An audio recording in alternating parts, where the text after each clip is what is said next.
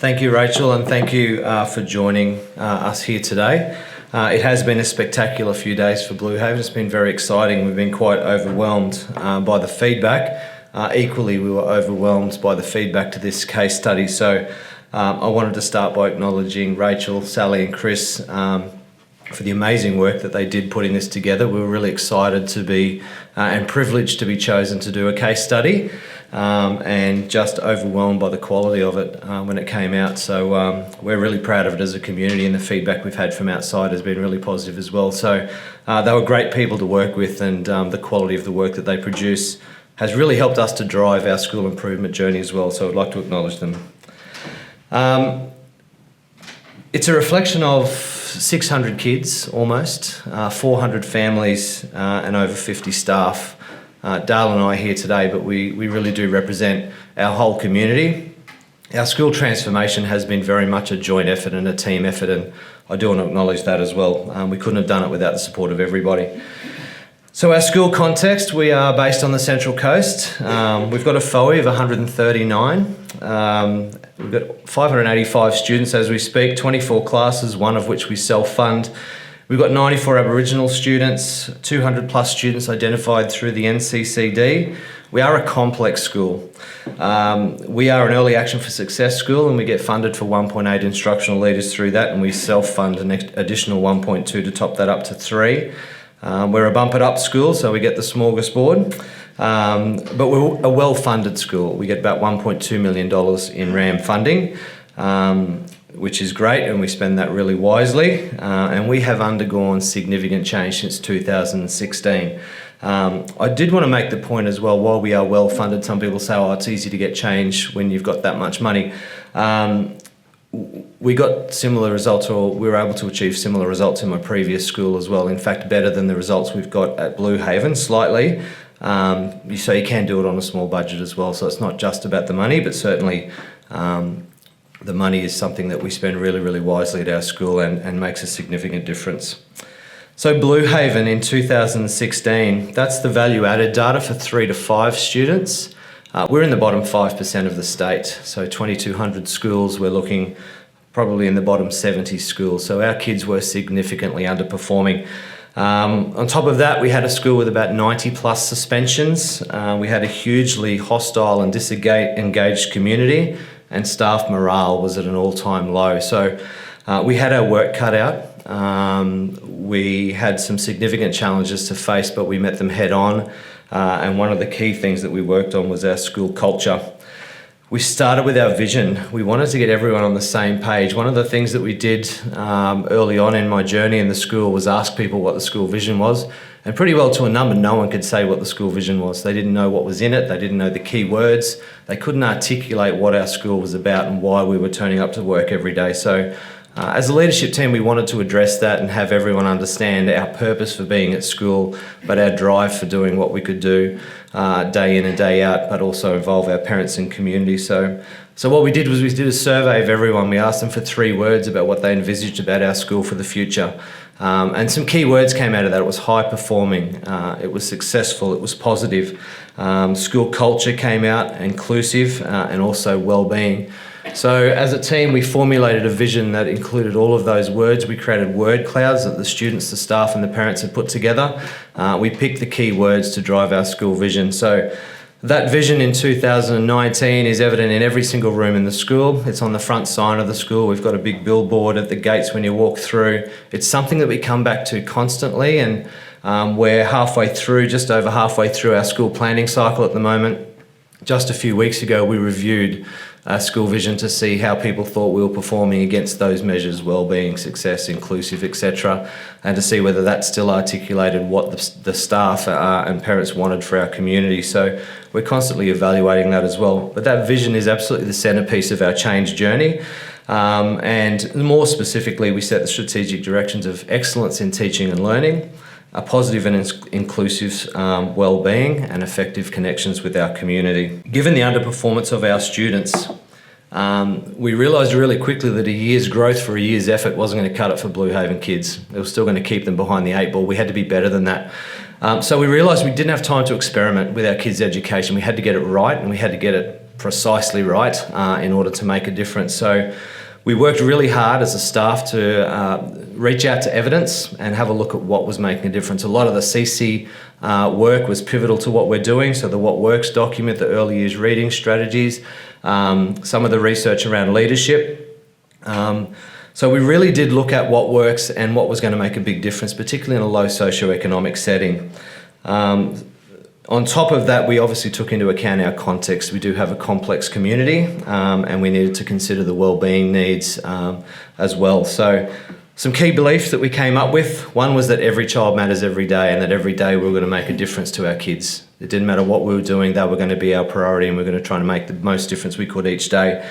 But the other thing was that all kids could be high achievers. We were a school that made excuses. They're just Blue Haven kids. They're no better than, they can't get the results. Well, we had to change a whole mindset, so we worked really hard with the staff to understand that we've got some amazing kids in our school. We need to give them the opportunities to shine. One of the first documents that we actually looked at was the Grattan Institute on the bottom left-hand there. They did you can't see it, it's kind of blocked, but they did a wonderful article back in 2013 on turnaround schools. So a lot of the starting point that we looked at as far as putting measures in place in our school was based around that work from Ben Jensen from the Grattan Institute, and that was before obviously the What Works document and the CC stuff had come out as well. So I wanted to acknowledge the great work that comes out of there as well. So teaching and learning, the first thing was a culture of high expectations. It came down to bookwork, it came down to engagement, it came down to the approaches of our teachers, but everything was done within a culture of high expectations.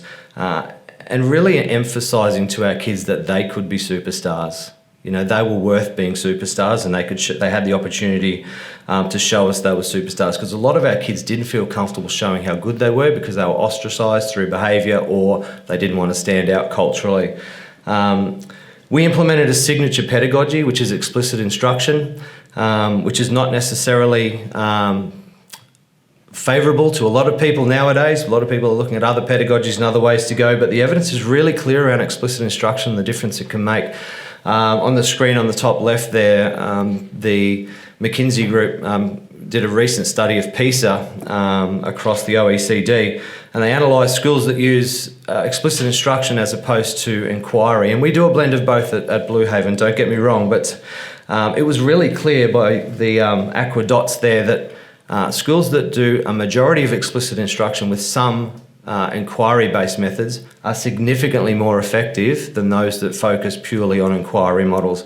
And they talk about the sweet spot, which is getting that balance right. And one thing that I think we've done at Blue Haven really effectively is to hit that sweet spot in the learning for our kids and make sure that we've got a really good balance of explicit instruction, but then also, obviously also lots of opportunities for inquiry and project-based learning as well.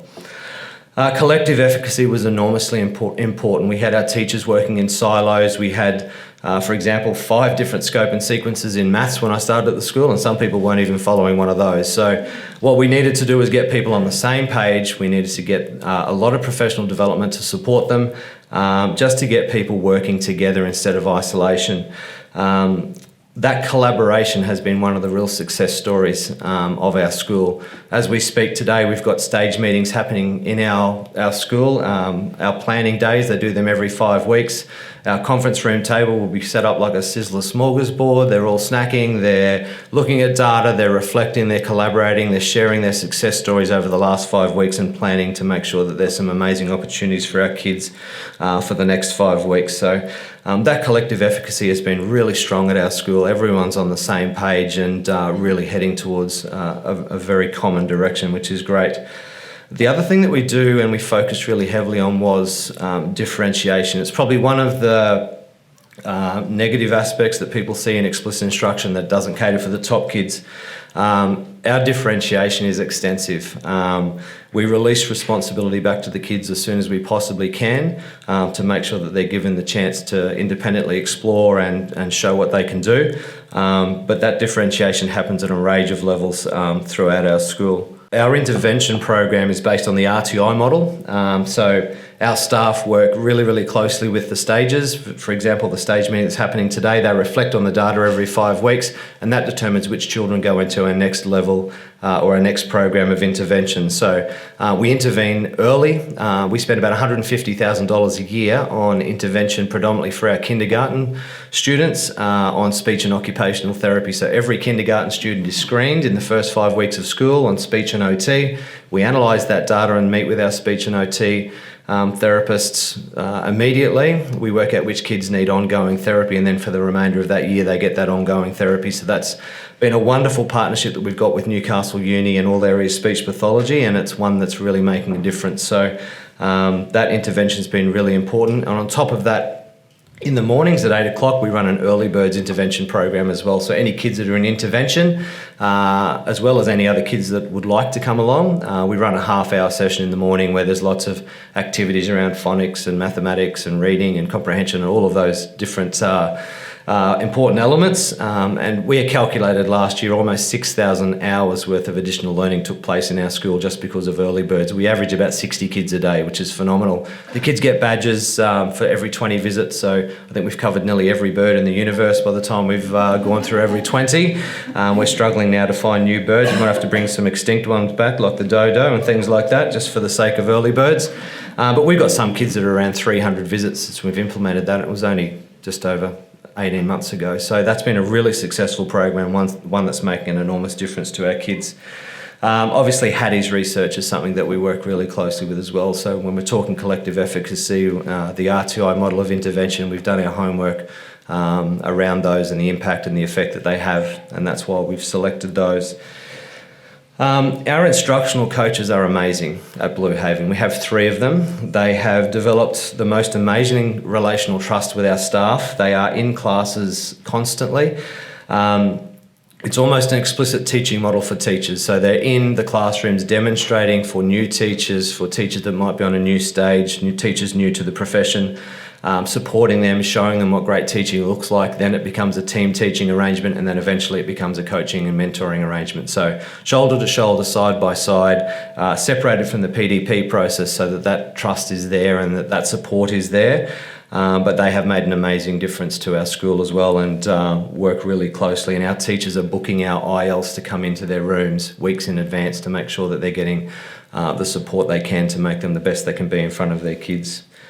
Our data is extensive. We analyse our data very regularly, 5 weekly, as I said. We've got big data walls and impact walls down our corridor in our admin block, and it's very rewarding to see the movement of our kids, but tracking our kids. And we look at different groups of kids, so we target our Aboriginal students to make sure that we're seeing the growth out of them that we need to, not from an English-speaking background.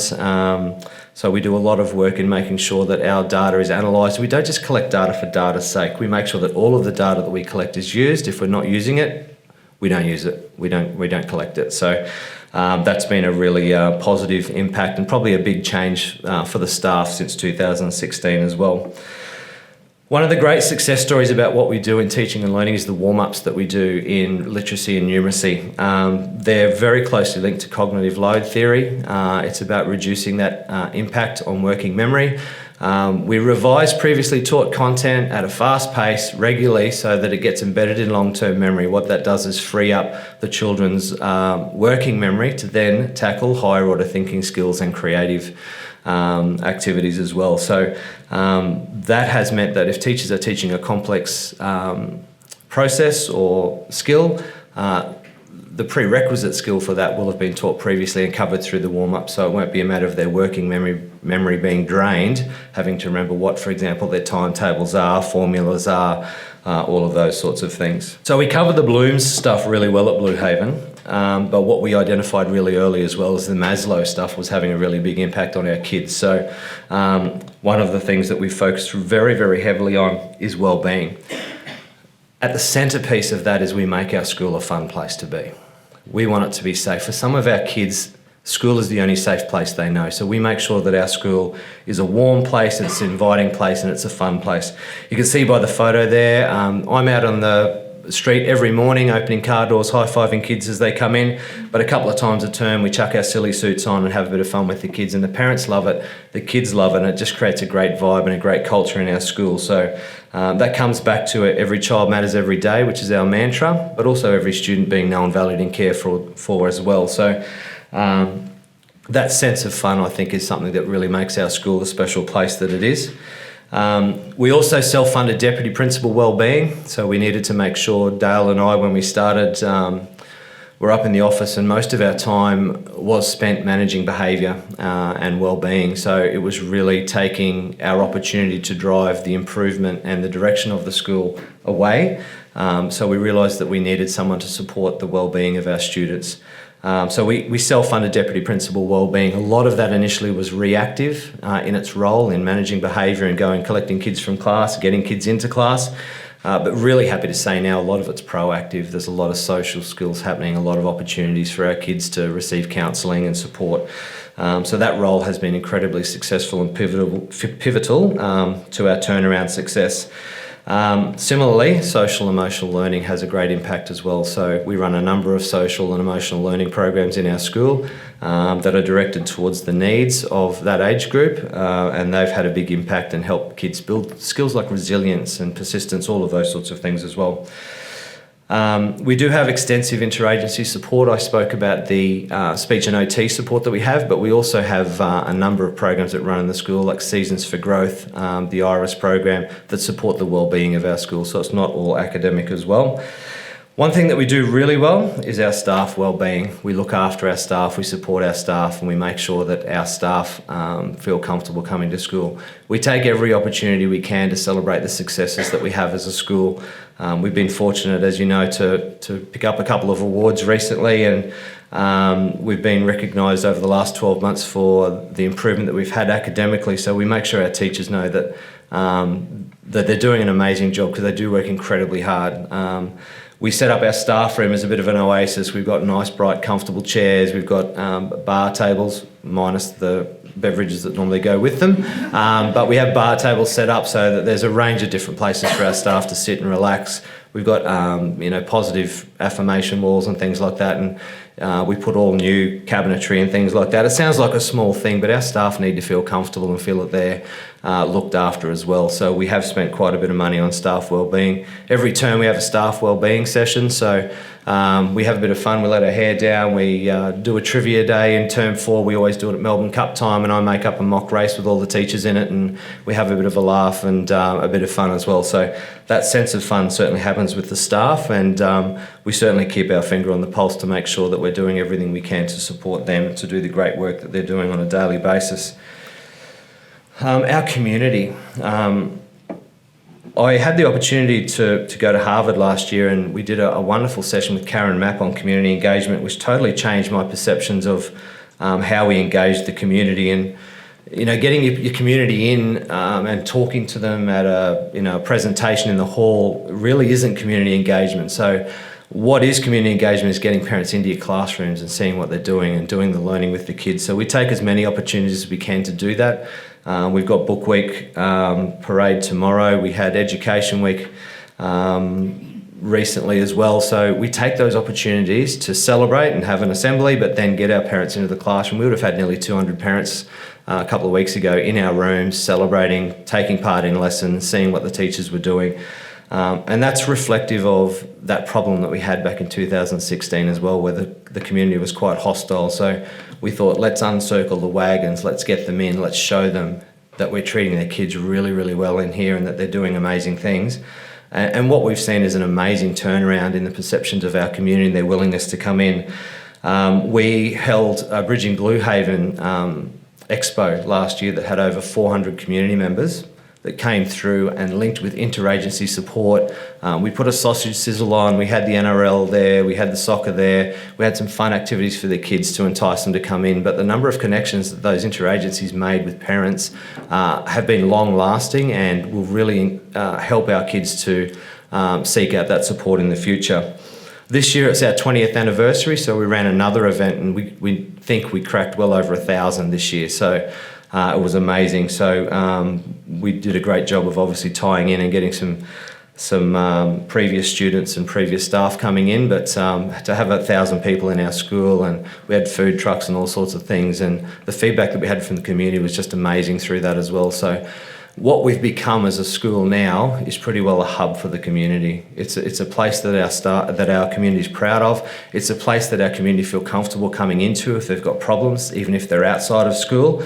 But we're really proud of the fact that our community now see our school as a centrepiece of the Blue Haven suburb. We also run a lot of parent PD. So, for example, our speech and occupational therapists, they run sessions for our parents to show them what they're doing with their kids, but also to help them support them at home. They're always well attended. The first time I ran a session in 2016, when I first started, I had, I think, 4 parents, and one of those was a staff member. Now we regularly hit 50, 60, 70 parents coming into those sessions, which has been really rewarding for us as well. We have vignettes on our website because our pedagogy is a little bit different. We have vignettes there to show parents how we do self-talk, for example, how we run early birds in the mornings, all of those sorts of things, because a lot of our parents aren't highly literate. So we run those sessions on the website so that our parents can access and get a better understanding of what their kids do when they come to early birds, or how they're learning spelling in the classroom. So that's really improved that community engagement as well. And on top of that, we have some really good cultural stuff in place as well. 94 Aboriginal kids, and we look to cater for them as best we can to make sure that they have a connection to our school. So all of our Year 3 boys receive a didgeridoo. When they get to Year 3, they decorate it, they paint it up, they keep it, they learn to play it, and then at Year 6, when they graduate, they receive that as a gift from the school to take home and to keep forever. So that's been a really positive move, and the girls receive Bilma, so they do the same thing with those as well. So those cultural connections are a real priority for us, and have helped to improve the engagement of our Aboriginal community as well. Our professional development at Blue Haven, because our staff had program fatigue back in 2016 and really were seeking professional development, as something that we've really focused heavily on. We have a tiered leadership model. We have really clear roles and responsibilities. We lead by example as well. As a leader, as a principal, I seek the best professional development that I can. In 2017, I did the Professional Certificate for Instructional Leadership through Melbourne University to try and improve my leadership. 2018, I applied for a Harvard scholarship and was lucky enough to receive that, and had the chance to travel to Boston and work with 160 principals around the world, which had a big impact on my views on lots of things around leadership. But the chance to network with principals from around the world was really rewarding as well. And last year as well, my senior exec and myself did a self-funded study tour to America, where we looked at explicit instruction and got some professional development around how we can make most impact out of that in our school. So I guess that shows to the rest of the staff that importance of lifelong learning and the commitment to learning that we have. We constantly encourage our staff to professionally read as well and develop. We do professional reading every week on Monday at our exec meetings, for example, and all staff are invited to come along to that. So a great example of that was we did the recent literature review on gifted and talented education. We got a lot out of that and realised there were lots of marks that we weren't hitting with our gifted and talented kids. So a couple of weeks after that, we got Ben North to come down and work with us. We invited our LMG schools to come along. We had about 20 of us in the staff room and spent a great day with Ben learning more about gifted and talented. And from that now, we've got a network within our local area where we'll continue to drive gifted and talented and high potential programs throughout the Central Coast. All of our PD is whole school. It's something that I spoke to someone from CC just recently. We don't see K-2 as one focus and 3 to 6 as another focus, because our Year 2 teacher could be our Year 6 teacher next year, and our Year 5 teacher could be our Year 1 teacher. So everything that we do is K-6, and that was really deliberate to try and avoid those silos that we have, and that focus that there seems to be a really high focus in some schools in K-2 with literacy, and then it drops off as they move through the other years. Everything that we do pedagogy-wise, wellbeing-wise, is consistent throughout the school, and that's really helped our staff to build capacity but to work together as well. The other thing that we do focus on very heavily is upskilling our staff. There wasn't a lot of leadership density in our school, so Dale and I have pretty much a co-principal arrangement. There's nothing that I do that I don't involve him in, and I have great trust in the work that he does as a future leader of our system. We build the capacity of our other deputies and APs as well, but even staff. So we have 7 aspiring exec this year, and they take terms to attend our exec meetings and to immerse themselves in what leadership is like, and they also take on roles in our professional learning community. So top left there you will see an example of our professional reading. Whenever anyone does professional reading, they do a 2-page summary and share that at our exec meeting. It just means it's a bite-sized piece of reading rather than 20 or 30 pages to give people a taster, and then they can go and read further if they'd like to. And then the green one, we actually run scenarios with our staff. So we'll have a scenario one day maybe on an attendance issue or a suspension. We've done one on community use of facilities before, where we talk through a scenario with the staff and how you'd address it. But then we have links to policies and things like that so that people get an understanding of that link between actually policy and practice in the school, and they've been really well received as well. So it's 3 years and a week and a half I think I've been at Blue Haven now, and we're really excited to share the impact that our strategies have had. So in 2018, I showed you the 2016 graph before about where we sat value added in the state. 2018, we were in the top 10% in the state. We're really proud of that. We're super proud of that. By no means do we think we're at the finish line. We want to be better than that. We will be better than that. But that's basically 2 years of growth. So our staff cried when they saw that last year when it came out. Even the big 6'3" sports guy, he had a tear in his eye as well. So as a leader, there's nothing more rewarding than seeing the absolute pleasure in your staff's face that they are turning up every day and making a difference. And the impact that that graph has had on our staff has been enormous. The first graph in 2016, we didn't throw any blame out. We didn't blame anyone for it. We said circumstances haven't been great, but our kids are better than that and you're better than that. So we're going to be better than that. We worked really hard to improve, and obviously that graph shows the enormous improvement. I guess our challenge from here is to stay at least there and keep driving that improvement further. The other thing that's been really rewarding as well is our Bump It Up. So we were traditionally a school of about 21% in the top 2 bands of reading and maths in NAPLAN. Last year we were 37.5%, which is an enormous improvement as well. And that's one of the negatives that people see about explicit instruction sometimes, is that it doesn't cater for the top kids. If you're doing it right, it does. It absolutely does. So thank you everyone. I'm really proud to present our little school improvement journey to you, and happy to answer any questions if you've got any.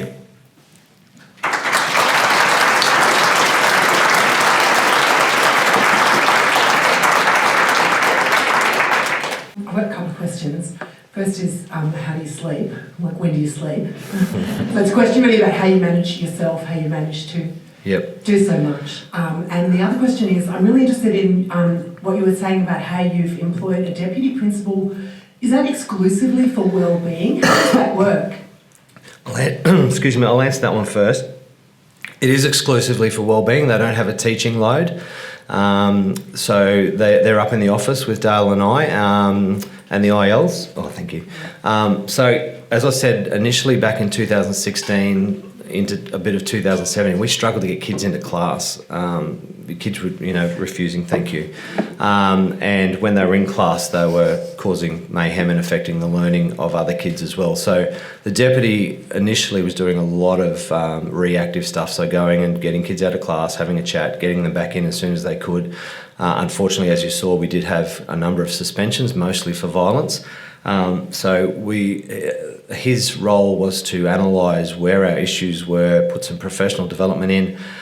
For example, we did a lot of, I talked about our instructional coaches in the room, but our behaviour management coach was in the room as well, which is our deputy wellbeing. So we aligned with a system called Micro Skills for teaching. So it's a behaviour management program.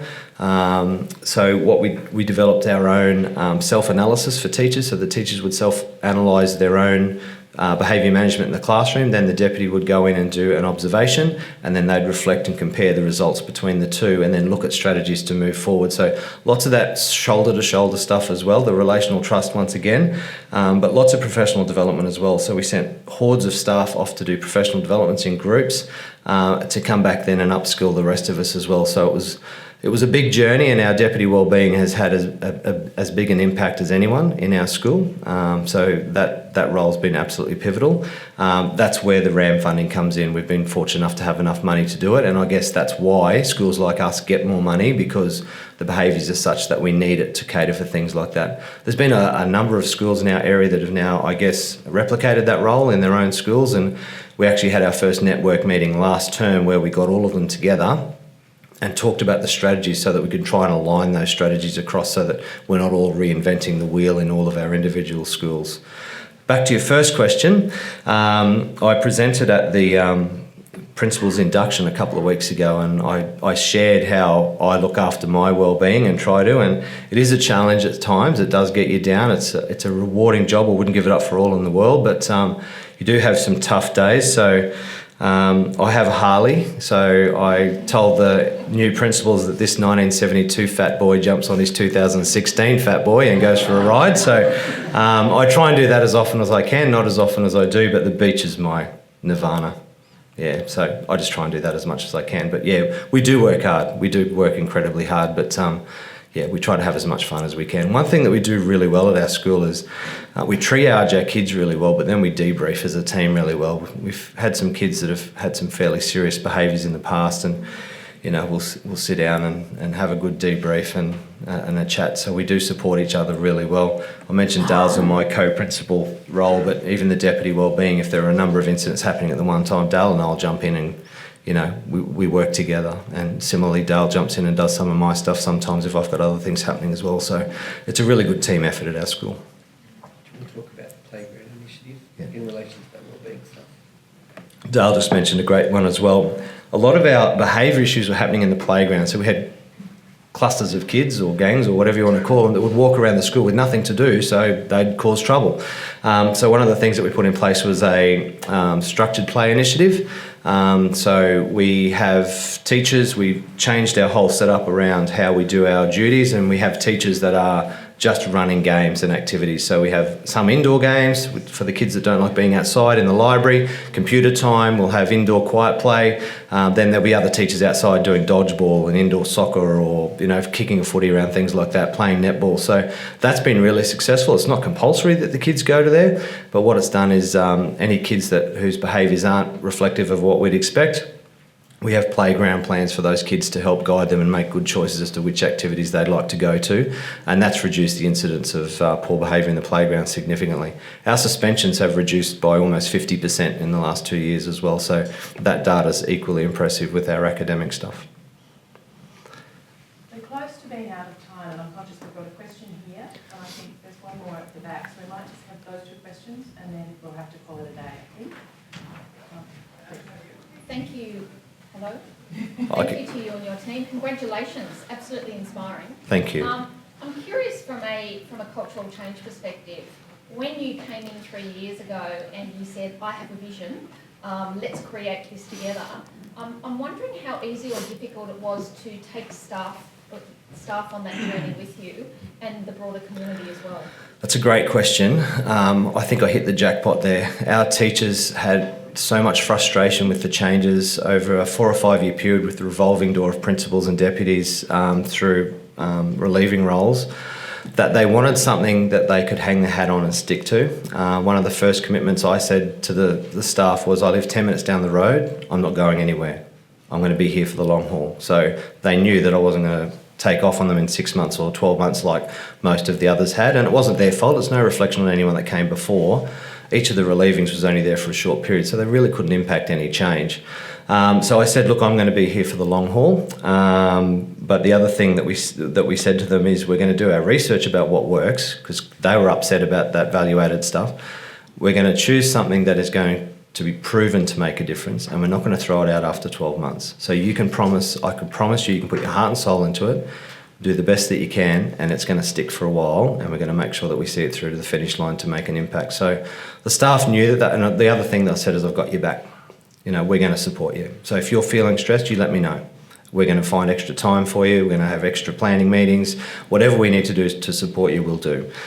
So we've done that, and we've done that really well. We keep our finger on the pulse with stress levels of our staff, and if we need additional planning time or collaborative get-togethers, we make sure we do that. If we need to drop a staff meeting and have another wellbeing session just to let the foot off the gas a bit, we do that. Our staff work really hard, but they work brilliantly together, and they have coped with change far better than I could ever have imagined. We've been really careful in the pacing of it. We've probably moved quicker through the change process than most would recommend, but what we've done is support our staff all the way, so they've coped with it really well, and our staff tell us now they'd never go back to what they were doing 3 years ago. Do you think it's, because what I'm hearing is that psychological safety for staff was very, very important, and you created that environment for them? Yeah, I would agree with that 100%, yeah. Our staff know that we have got their back, and we will do everything we can to protect them and support them, whether it be tricky parents or people that want to challenge the pedagogy, all of those sorts of things. Thank you. And was there one in the back? Thank you for the presentation, such an amazing story, really encouraging. You mentioned that you look at data quite a lot. Excuse me. It's sort of a two-part question. I presume the data you're talking about, because your EFS is learning progressions and using Plan 2 as well? We're sampling the progressions, like most of the schools, elements of the progression. So yeah, we're building our knowledge around that one. What other data are you looking at? So there's a range. One of the key elements we used early on in the journey, because our reading data was really poor, we used the UK phonics screener, which is controversial and people say it's high stakes. It's none of that. We used that across the school because we saw that there was a problem with reading. We wanted to identify it. So we actually ran that Year 1 phonics screener across the whole school. The data we got back was that 97% of our kinders failed it, 50% of our Year 3s failed it, and a quarter of our Stage 3, Year 5 and 6 kids failed it. So really clearly that told us that our kids didn't know how to decode words and didn't know how to break words apart, and that was a key element to them being able to read. So that then drove the change with our pedagogy around early years reading. We embedded all of the strategies that are in the CC early years reading document to make sure that what we were doing was evidence-based and covering those gaps that we'd identified. Other data that we use the Centre in maths, for example. We do running records, we track our reading, we do a probe, which is a comprehension assessment that does running records beyond level 30, because that seems to be an area that once kids get to 30, people forget about them and just think they can read and let them go. So we really did refine what we did with data. We made sure that we were only collecting information that we were going to use. Our teachers in maths, for example, do a pre-assessment 2 weeks before they teach the content, so they know if the kids already know it, they can revise it and move on. So we use a lot of pre and post-test data as well, so that's been really effective. It's probably too much to all go through in one session now, but there's a whole range of reading, comprehension. We do a lot of writing analysis, spelling, phonics, as I mentioned, and the maths data has been pivotal to our improvement in maths as well.